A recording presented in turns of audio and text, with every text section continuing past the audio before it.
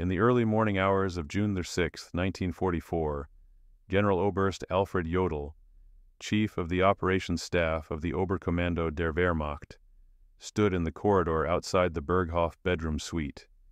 In his hand, he held decoded messages from Field Marshal Erwin Rommel's headquarters reporting the invasion. It confirmed what the scattered reports from Normandy had been suggesting since just after midnight. This was the invasion. The real invasion. Not a diversion, not a feint. The Allies had committed their entire force to the beaches of France. Jodl shifted his weight. He looked at the ornate wooden door. He did not knock. Adolf Hitler had given explicit orders. Under no circumstances was he to be disturbed before 10 a.m. The Führer had been awake until nearly 3 a.m., discussing architectural plans for the reconstruction of Linz. He valued his sleep. Jodl made a decision that would haunt him for the rest of his life. He turned and walked back down the corridor. The invasion of Nazi-occupied Europe would continue for another 3 hours and 13 minutes before the Supreme Commander of German forces knew it was happening. To understand how the most anticipated military operation in modern history could begin without the defending commander being informed, one must go back to Hitler's increasingly erratic command style.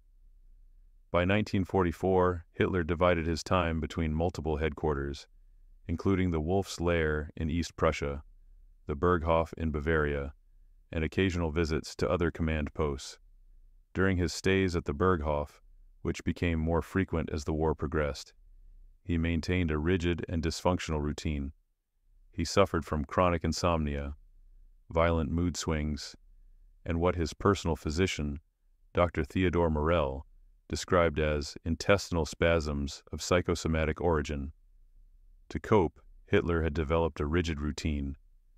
He would work late into the night, often until 2 or 3 a.m., discussing everything from tank production figures to the redesign of street lamps in Vienna. He would then sleep until mid-morning, sometimes as late as noon. His staff learned quickly that disturbing this schedule, for any reason, resulted in volcanic rage. By the spring of 1944, the entire German command structure had warped itself around the sleeping habits of one man. Critical decisions were delayed. Intelligence reports sat unread.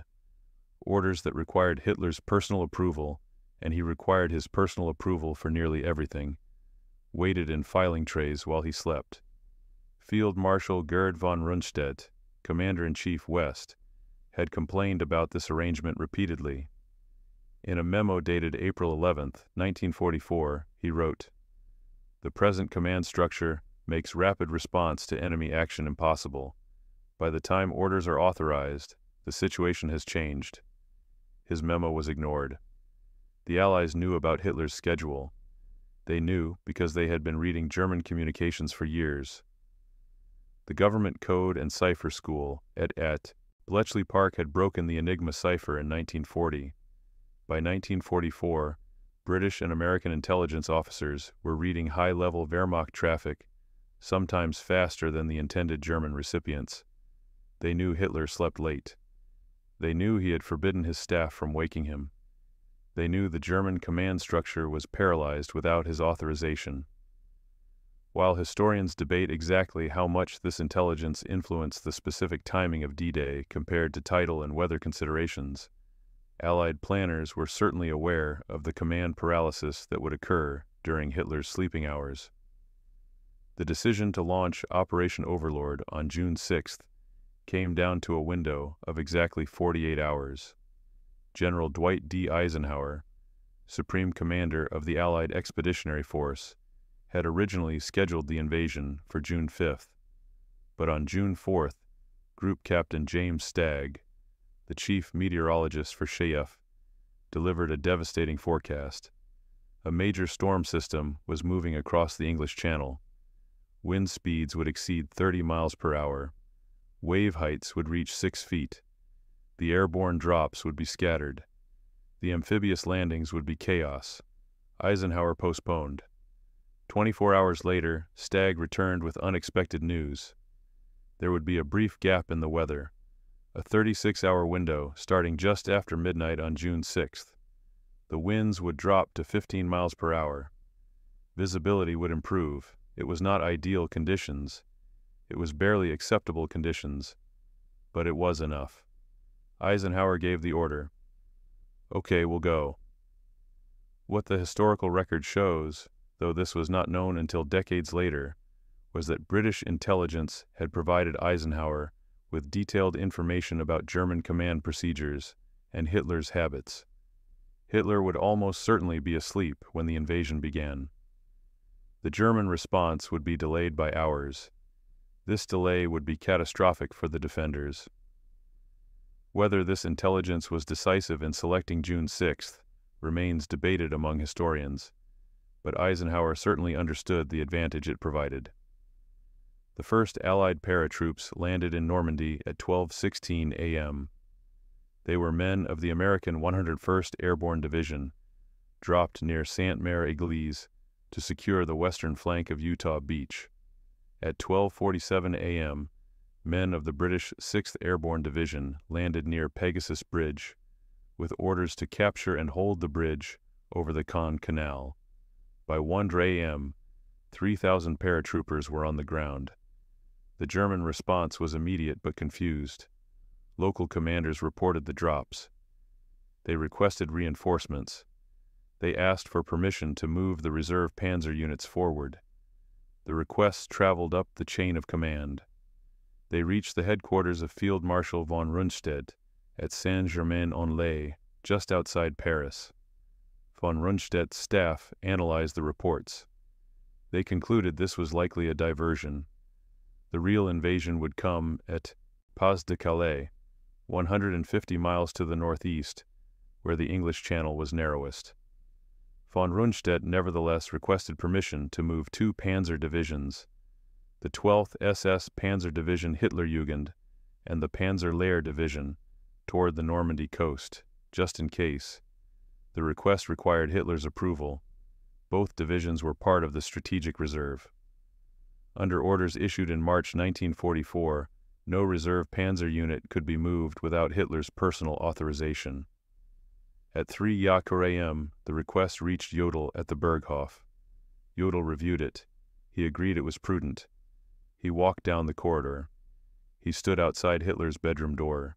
He did not knock. Meanwhile, 90 miles to the west, events were accelerating beyond any possibility of control. Shortly before dawn, as the first light appeared on the eastern horizon, Allied warships began their bombardment. At approximately 5:50 a.m., the main naval bombardment commenced. 7 battleships, 18 cruisers, and 43 destroyers of the Allied naval force opened fire on the German coastal defenses. The thunder of naval guns rolled across the water. At 6:30 a.m., the first wave of the amphibious assault hit the beaches. On Omaha Beach, the American 1st Infantry Division and the 29th Infantry Division encountered unexpectedly fierce resistance from the German 332nd Infantry Division. Within 30 minutes, more than 2,000 American soldiers were casualties. The beach was chaos, but on Gold, Juno, and Sword beaches, the British and Canadian forces advanced steadily. On Utah Beach, the landing craft drifted nearly 2,000 yards south of the intended target, accidentally avoiding the heaviest German defenses. By 6:30 a.m., the Americans on Utah had secured a beachhead and were moving inland. Throughout the morning, Allied troops continued to pour onto the beaches, though exact numbers at specific times remain difficult to establish from the chaotic records of that day. At 6:30 a.m., Major General Wilhelm Richter, commander of the 716th Infantry Division defending the Normandy coast, sent an urgent message to von Rundstedt's headquarters. The message was unambiguous. This is not a diversion. Enemy forces of at least division strength are advancing from 5 separate beaches. Immediate armored reinforcement required. Von Rundstedt read the message. He agreed. He renewed his request to move the panzer divisions. At 6:47 a.m., the request reached Jodl for the second time. Jodl stood in the corridor.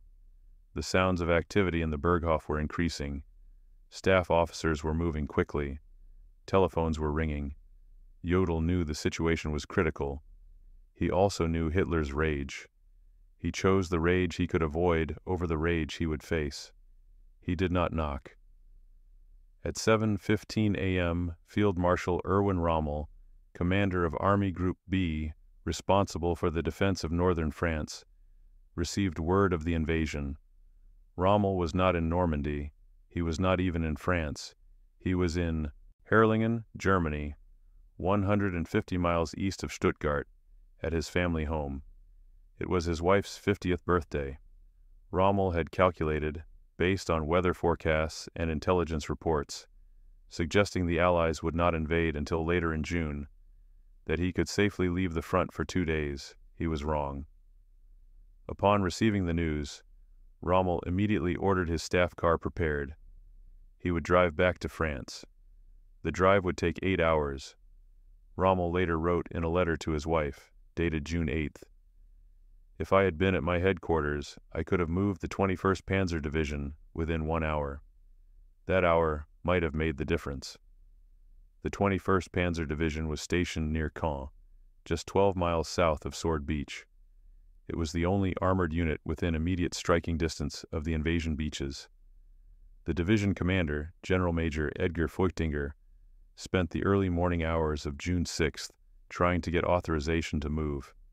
He sent requests at 1:30 a.m., 2:45 a.m., 4 a.m., and 5:30 a.m. Each request was denied or went unanswered. The division remained in its barracks while British forces secured the beaches 10 miles away. Years later, in interviews conducted by the historian Cornelius Ryan, Feuchtinger recalled, "I had 127 operational tanks. The British had maybe 24 functioning vehicles on the beach at dawn. I could have driven them back into the sea, but I needed permission to move." At 9:00 a.m., the situation had developed into what German commanders would later describe as irreversible. Thousands upon thousands of Allied troops were now ashore, and more were arriving every minute. The Allies controlled 5 separate beachheads stretching across 50 miles of coastline.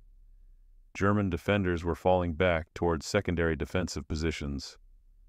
The window for a successful counterattack, the crucial first 6 hours when the Allies were most vulnerable, was closing.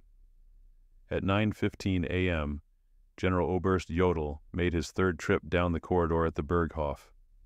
This time, he encountered Reichsleiter Martin Bormann, Hitler's private secretary.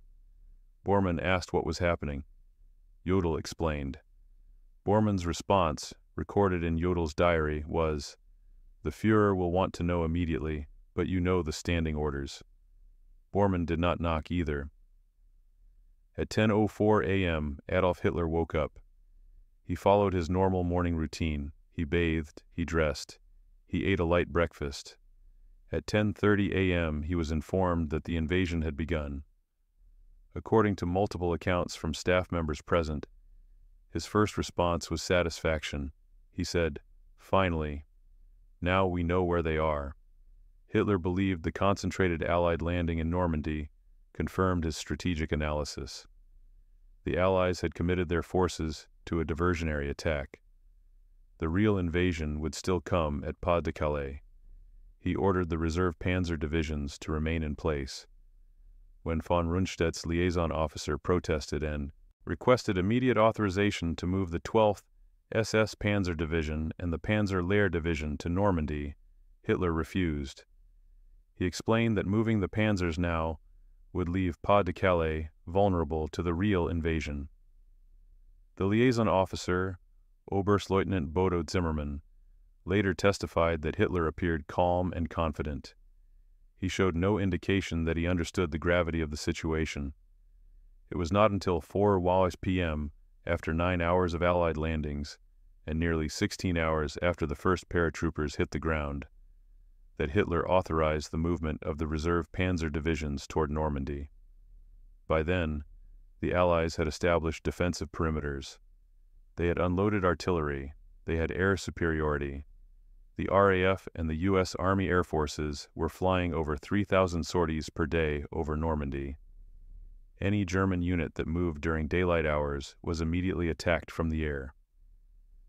The 12th SS Panzer Division, which could have reached Sword Beach by 9 Yaud a.m. if it had moved at 1 Yaud a.m., instead departed its barracks at 5 Yaud p.m. and did not reach the front lines until June 7th. The division lost 23 tanks to air attacks during the approach march. The Panzer Lehr Division fared worse. Traveling in daylight, it lost 31 tanks and 106 other vehicles to Allied fighter bombers before it even engaged enemy ground forces. The division commander, Generalleutnant Fritz Bayerlein, reported to von Rundstedt on June 8th, "My division has been decimated before seeing combat.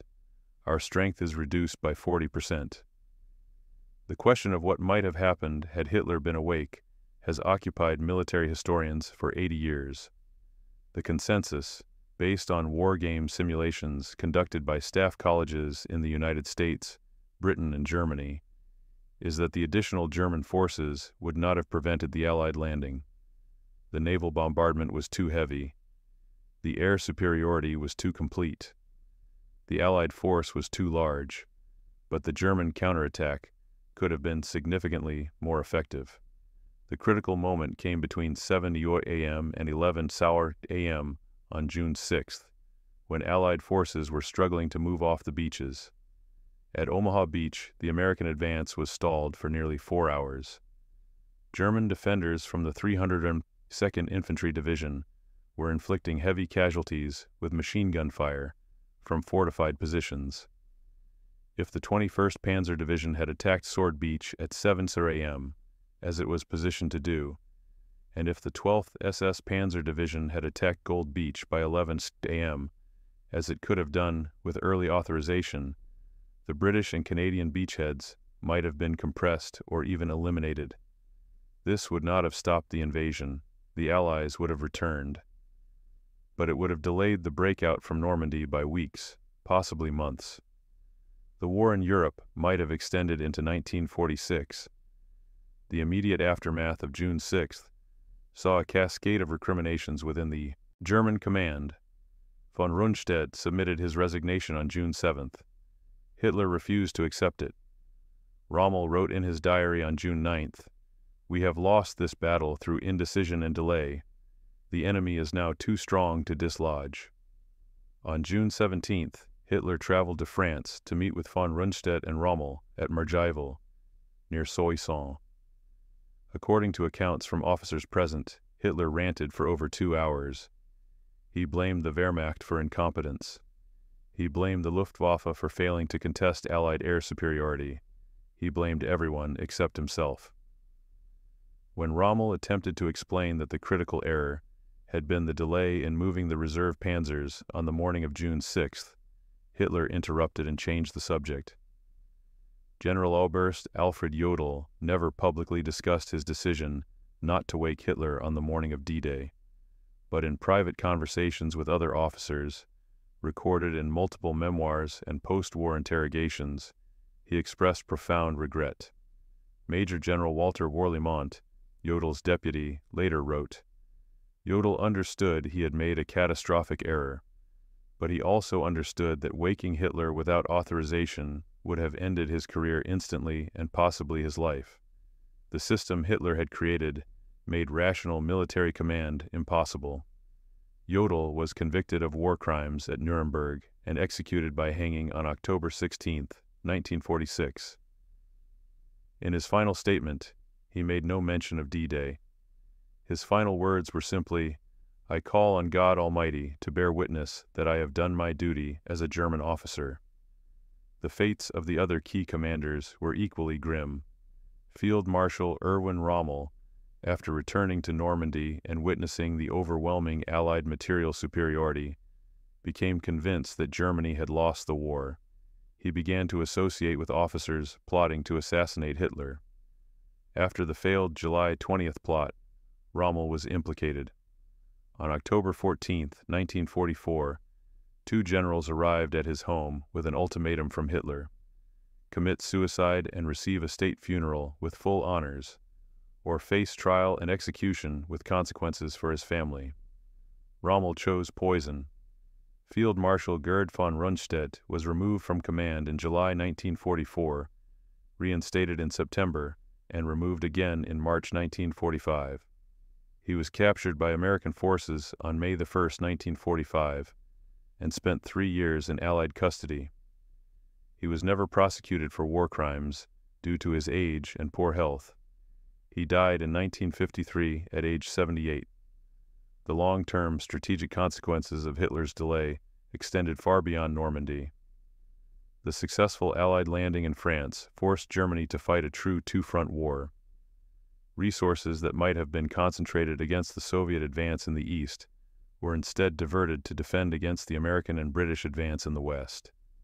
The delay in the German response on June 6 meant the Allies established their beachhead with significantly fewer casualties than anticipated. SHAEF planners had projected up to 12,000 Allied casualties on D-Day.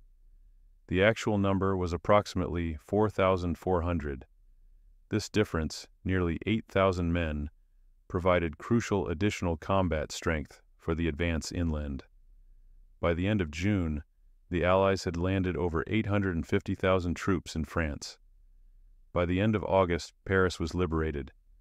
By May 1945, Germany had surrendered unconditionally. The story of Hitler sleeping through D-Day has one final, deeply ironic detail. In 1943, Hitler had commissioned the construction of an elaborate bunker complex beneath the Berghof.